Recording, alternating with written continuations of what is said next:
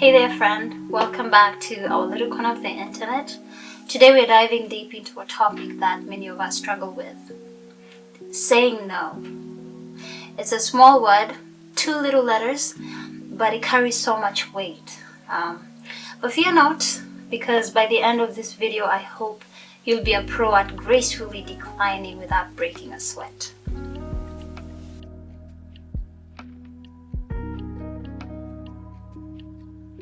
So why is saying no so darn difficult? Well, let's break it down. First, let's acknowledge that saying no can be scary. We fear judgment, disappointing others, or even burning bridges. It's like we're programmed to please everyone around us, even at the cost of our own well-being. But here's the truth. Saying no doesn't make you selfish or rude. I know. Hang in there. Okay, it's a form of self-care and boundary setting, and guess what? That's perfectly okay.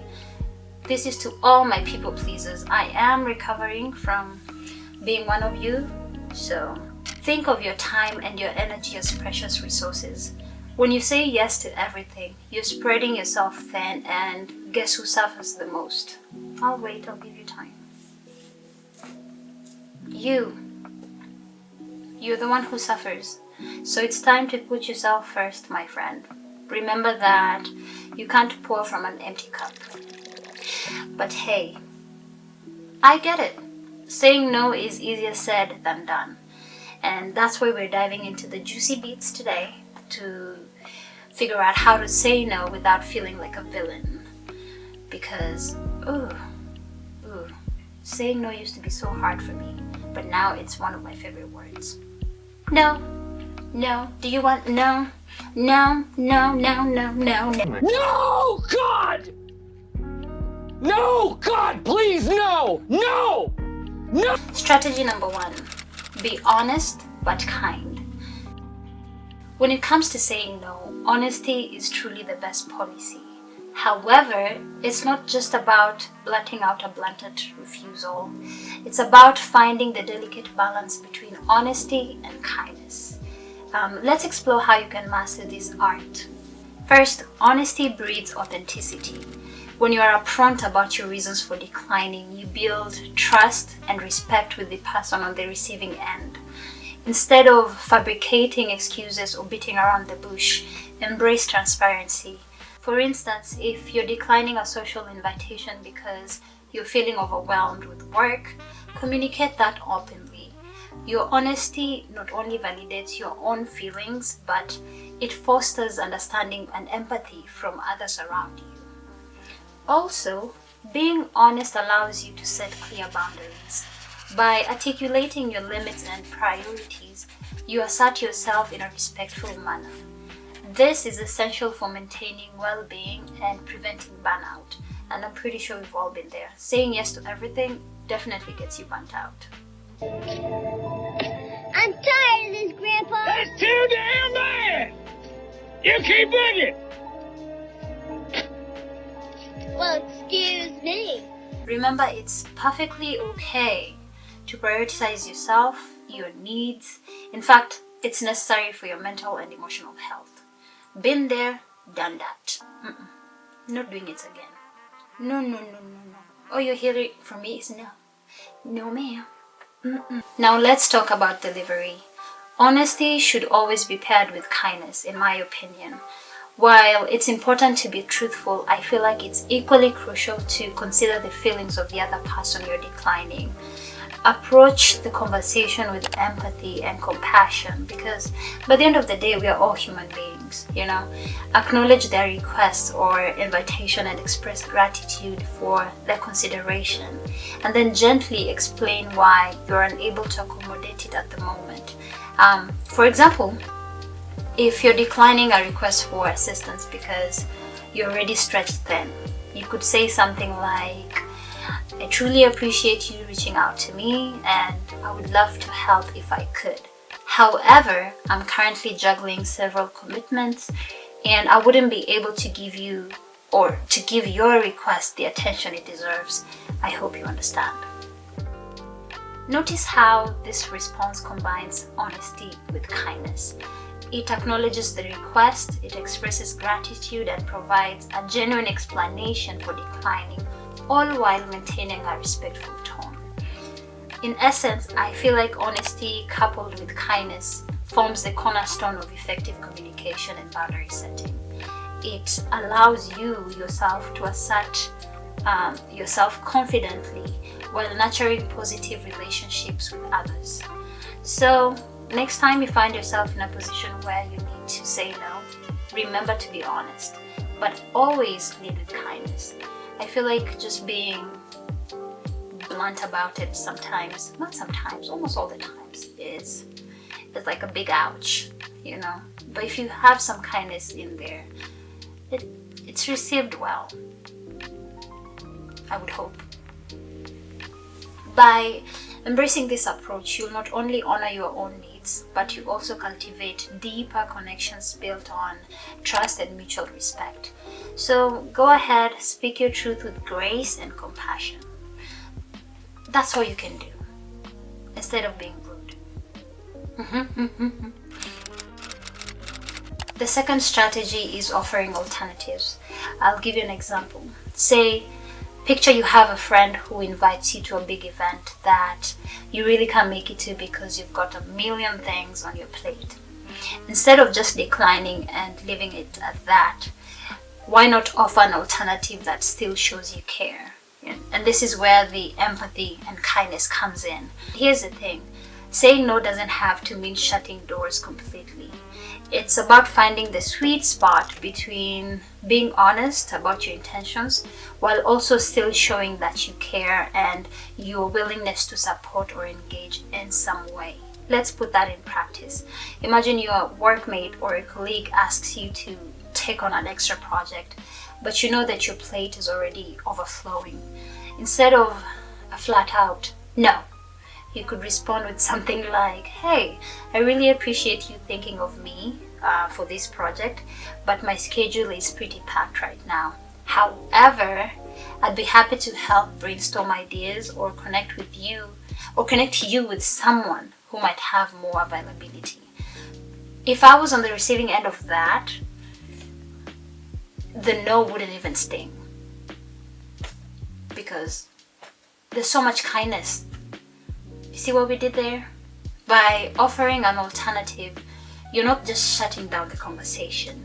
You are opening the door for collaboration and showing that you're still invested in finding a solution, even if you can't directly take on the tasks. And guess what?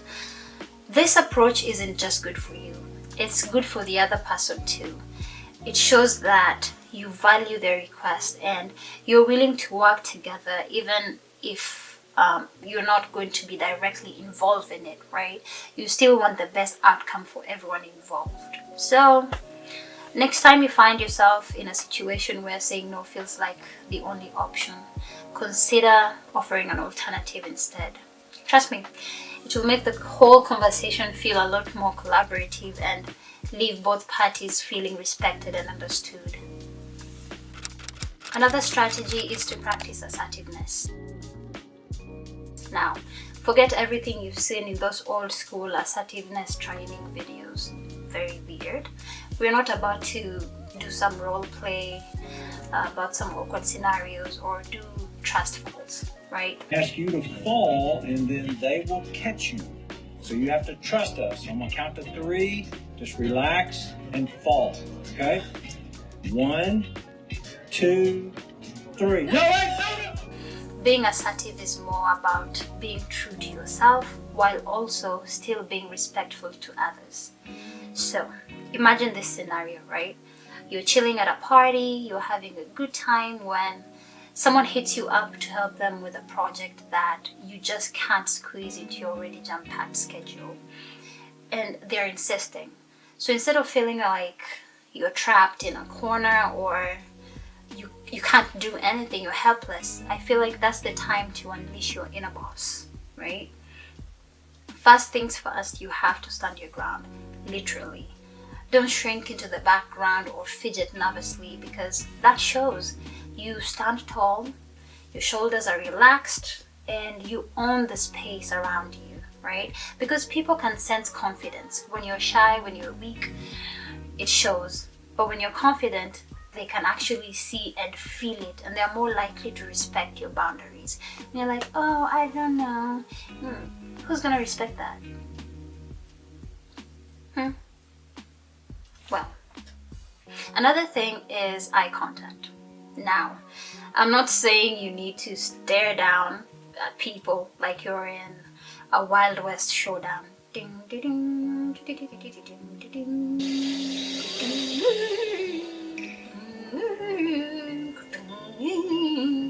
No.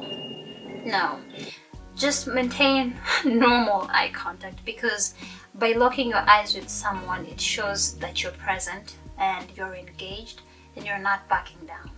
It's like a subtle reminder that you're not someone to be messed with. Because look at this. No, I can't do it. And no, I'm not able to do it. It's like night and day. And when it comes to speaking up, ditch the wishy-washy excuses and speak your truth. There's no need to sugarcoat or to beat around the bush. That's just wasting time. You're wasting good time. You're wasting precious time. Stop wasting your time. Stop wasting good time, because that is where you go wrong. Just be straight up honest. Say what you mean what you say. And deliver it with a touch of confidence. And hey, if you're feeling a little bit extra friendly, you can throw in a smile. Assertiveness doesn't mean being a grump all the time. Does that make sense? It does make sense. Yeah. So there you have it. Being assertive without the fluff. It's about being confident, being real, and holding your ground without being a jerk about it. Honestly. And once you master this skill, I feel like saying no will feel like second nature to you.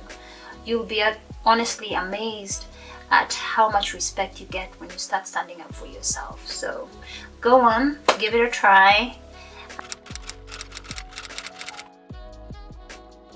Now that we've equipped ourselves with some strategies, let's bask in the beauty of saying no. Saying no frees up so much space for things that truly matter to you. Your passions, your goals, and your well-being. It's a form of self-respect that radiates positivity and authenticity.